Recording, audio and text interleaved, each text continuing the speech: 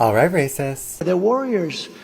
From the very beginning, black Americans have been a vital part of the American story, helping to make this the greatest nation in the history of the world. Let's continue to correct the propaganda and the attempt at erasing the truth. Black Americans are not the descendants of the Indians in the history books. They are the Indians. The proof has been buried, but it's not gone. When Christopher Columbus washed up on these shores, lost and delirious, who did he write that he found? He called them Indios. He mapped a land he labeled India Superior, a territory that included Florida. He wasn't hallucinating an empty land. He was documenting people who were already there. These images can be found in Gran Canaria, Spain, at the Columbus Museum, Casa de Colón. And who were those people? They weren't the pale-skinned Siberians who crossed a land bridge, that's for sure. The historical records, the artwork from the era, the very descriptions, they detail people with dark skin, with hair textures that Europeans had never seen. They describe the original people as dark-skinned and woolly-haired, the true owners of the soil. The people that Columbus met were Black Americans, the West Indians of the Caribbean, the Indians of the North and South American coasts. All of these territories were Black civilizations. Native Americans are the erasure. They are the last part of the destiny swap, a foreign invasive group from Siberia, and was grafted onto the identity of the people who were already here, while the original people were systematically reclassified, enslaved, and renamed to sever their claim to the land. The Indian Removal Act was a removal of Black indigenous nations. The face on the old nickel, the buffalo nickel, that proud profile was a Black indigenous man, an American Indian. Every time someone speaks about Native American history while pointing to a group that arrived later, they are perpetuating the final stage of the conquest, the theft of the victim's identity. They replace the people and the story. Black Americans are not a people without a land. They are the land. They are India Superior. They are the Indians that Columbus couldn't miss, and that every power since has tried to make you unsee. The map doesn't lie. The history books do. Alright, Pretendians. Hope you had a good holiday, because I got a gift for you. Now, I know you didn't bring your colorless ass to my damn page to say this bullshit. My boy, your indigenous language was created by a white man. That's right. He is absolutely correct. Shout out to Chief Natural Official. Make sure to follow him and support his content. He is a genius. And now, let's get into one of the craziest revelations ever today. The fake indigenous people of North America cling to the fantasy that their ancient languages are a mark of deep, timeless heritage. But what if I told you that their proof of being indigenous, by citing their languages, is literally just a bunch of bullshit? Let's start with the Navajo language, often paraded as the prime example of true indigenous linguistics. But their language was constructed by colonizers. Same colonizers responsible for the $5 Indian boarding schools, where a kid can be a kid and get paid to learn how to be an Indian. People like Robert W. Young taught in these schools and helped create the phonetics, its grammar, and conjugations of the Navajo language.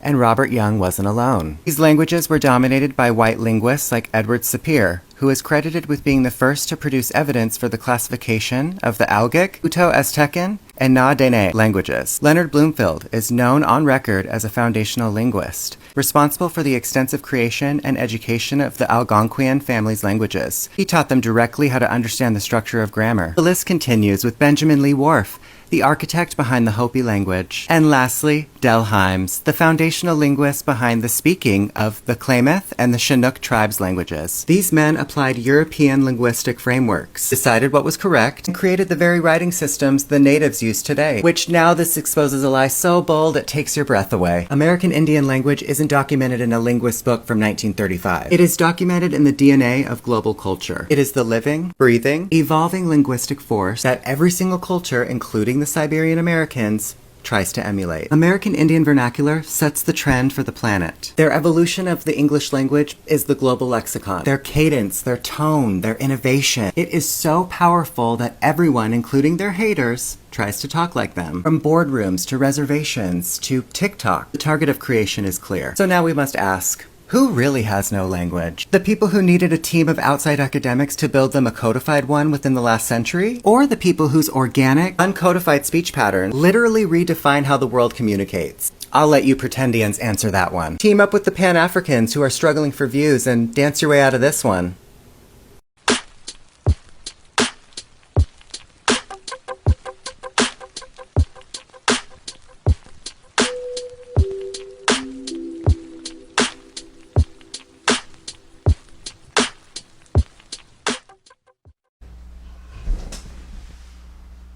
But when I say that black people are the Indians, I'm telling the truth.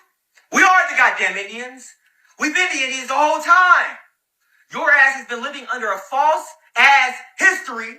There's a really strange phenomenon happening on social media where a very small group of African Americans are claiming to be the real Native Americans in the United States.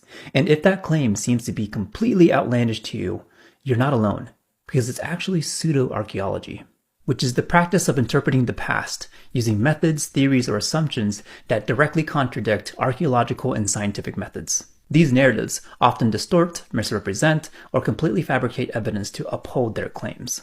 Their arguments are all over the board and harmful to indigenous people because they are steeped in white supremacy and settler colonialism. Let's take a look at a few of their arguments and dismantle them.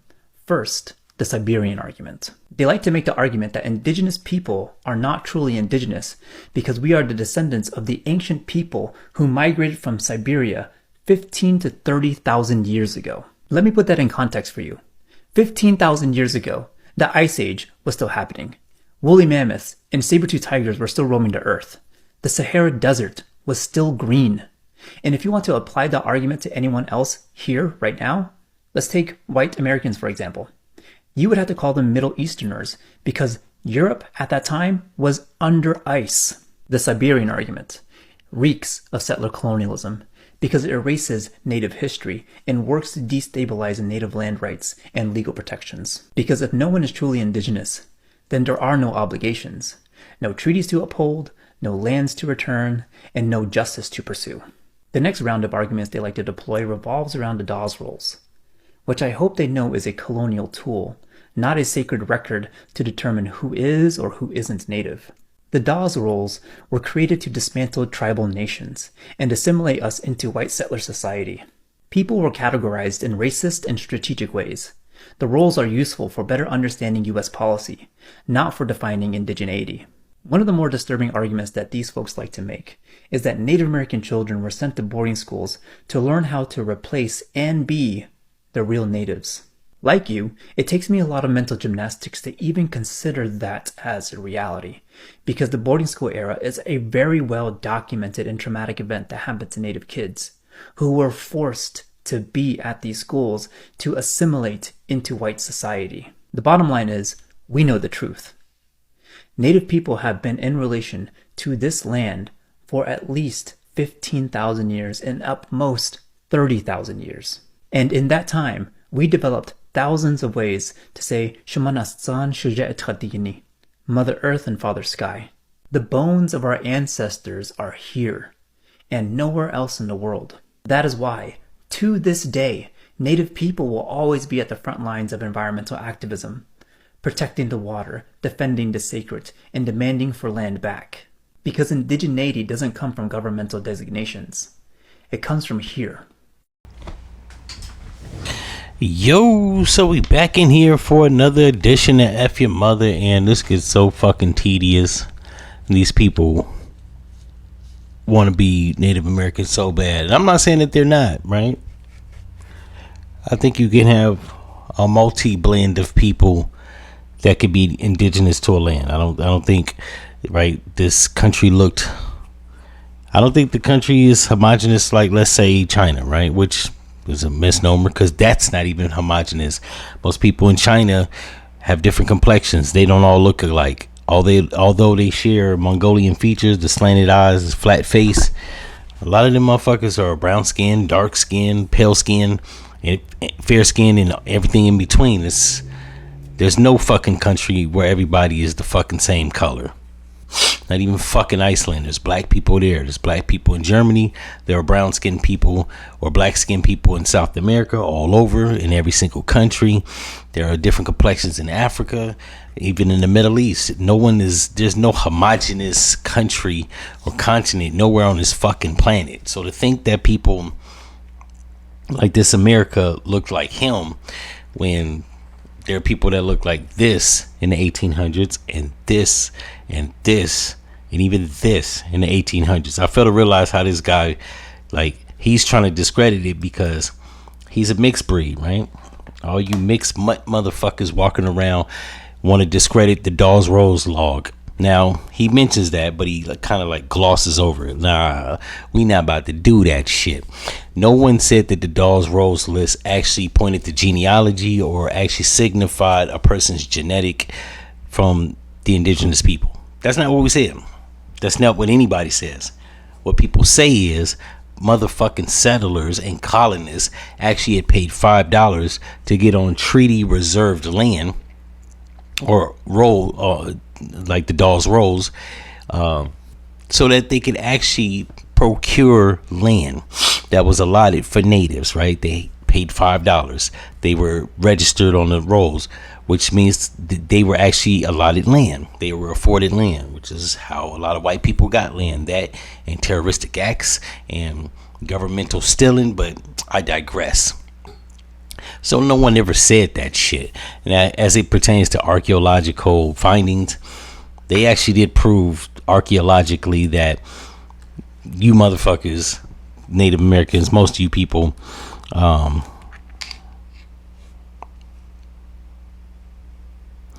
were of Siberian, Eastern European genetic genealogy.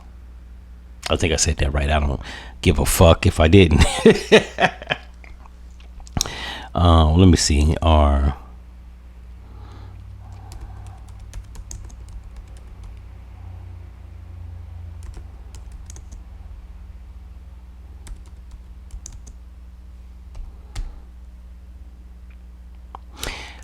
So they found this fairly recently. I want to say 2019. It says DNA traces Native Americans' ancestry to Siberia. That was PBS News. We all know PBS News doesn't do propaganda. Shall I continue? Closest known ancestor to today's Native Americans found in Siberia. That was Science AAAS. Ancient DNA reveals complex story of humans migrating over the Straits. What is it? The fucking cut off.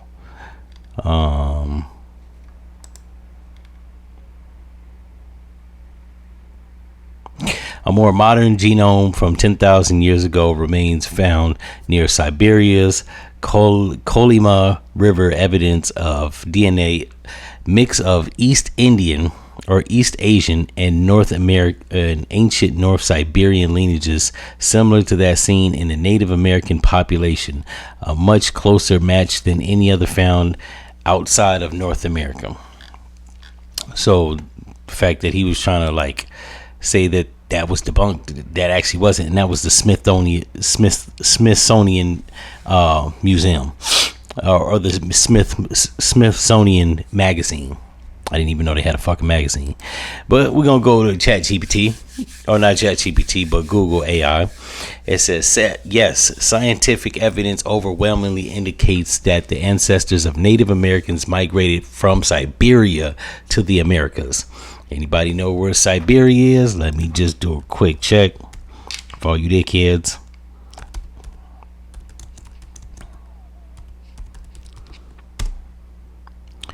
Siberia is a vast geological region constituting almost all of northern Asia entirely within the Russian Federation. It stretches from the Ural Mountains in the west to the Pacific Ocean in the east, and from the Arctic Ocean in the north, Kazakhstan, Mongolia, China in the south, covering over 75% of Russia's total land area. So these motherfuckers are Eastern European and Asian, which, like I've stated in countless other videos, there are brown skinned people in Asia. The Ainu tribe, just to name a few. So that's actually not true. He just told a bald-faced black ass lie. Now he says that, how is that possible when 15,000 years ago Europe would have been under the ground? We would have just been coming out the ice age, and saber-toothed tigers and woolly mammoths would have roamed the earth. What's your fucking point, sir? You got no point. That goes further back, further than the Egyptian period, Mesopotamian period, Macedonian period, the Persian period. It goes further back to that, right? And we have to only assume that those people would have been brown skinned, because upwards of 80% of the people on the, or 98% of the people on the planet are brown or black skin. So we're going to just safely assume even the people that crossed over the Bering Straits from Eurasia were probably brown skin and not white and not light skin either. Just looking from the people from the 1800s that were photographed in the 1840s, when the camera was in photography was first invented.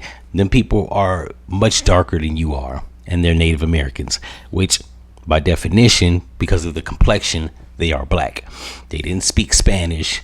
They weren't light skin or pale skin like yourself with straight stringy hair, even though some of them have kind of straight hair. A lot of them have curly hair, dark features, big noses, big lips. Sir, you're an offshoot from colonists or settlers that infiltrated your tribe. Nothing more, nothing less. We can stop pretending like when them white men up in there bamming some black skinned natives, and here you are, which is why there are a foray of white people walking America talking about they got 1/16 Cherokee in their blood, and every motherfucker on the tribe that's federally recognized look like Justin Timberlake. And this is actually the chief of the Cherokee Nation. I digress. I hope I did a good job in debunking this dickhead. Everybody, this is nothing more. He said that black people making this argument is actually the colonial or a white supremacist colonizer talking point. Actually, no, sir. Actually, what you're doing actually is, right? Fair-skinned person saying that the dark-skinned people are not indigenous or not favorable to being indigenous. That's sort of like what they do in India, right? Most of the motherfuckers in India are black skin, but you only see the pale ones on TV, such as yourself. I'm not even going to read the rest of this shit about people that crossed over the Bering Straits from Siberia. This is endless. There are multiple bibliography links that you can follow.